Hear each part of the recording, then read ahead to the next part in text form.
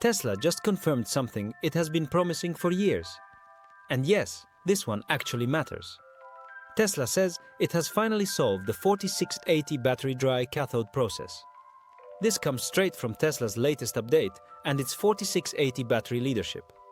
So today, let's break this down clearly. No hype, no jargon overload. How does this work? Why did it take so long? And what does this mean for Tesla owners and future EV buyers? Stick around. This affects cost, range, and how fast Tesla can build cars. What did Tesla confirm? Tesla confirmed that its 4680 battery cells now use a dry process for both electrodes. That includes the anode and the cathode. This matters because the dry cathode was the hard part. Tesla already had dry anodes working. The cathode is where Tesla kept hitting walls. Now Tesla says it's solved. And yes, Tesla is already building Model Y battery packs using these in-house 4680 cells. That's the key detail. How does the dry cathode process work?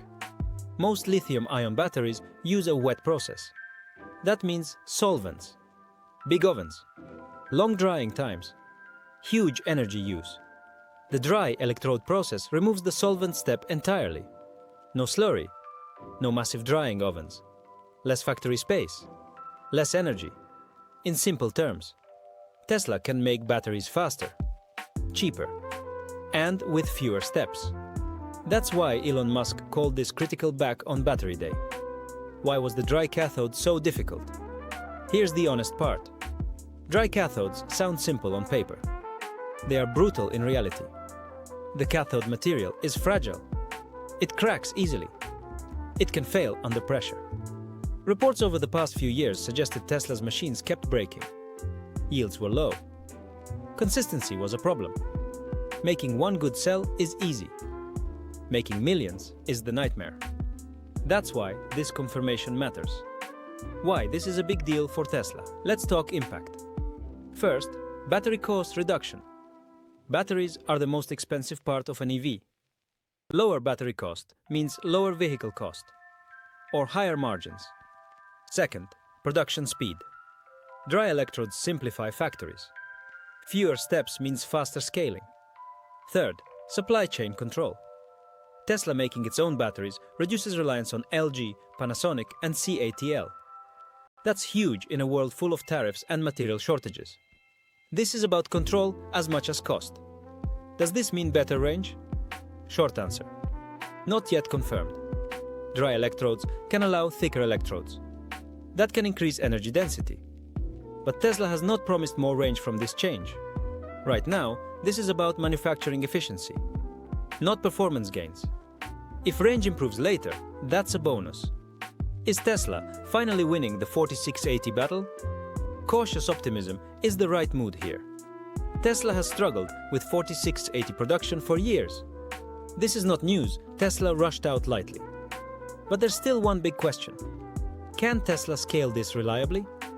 Pilot success is one thing. Mass production is everything.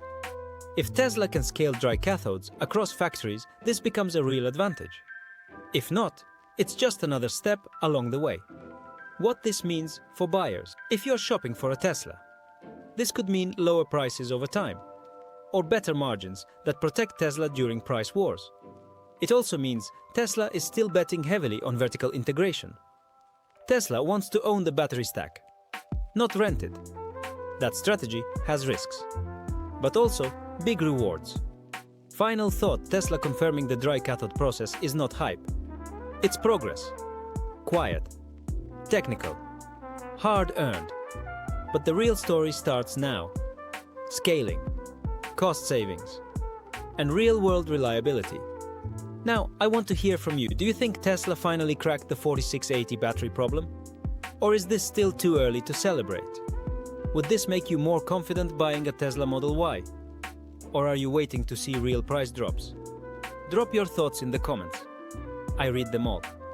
And if you want deeper breakdowns like this, subscribe for more Tesla and EV analysis.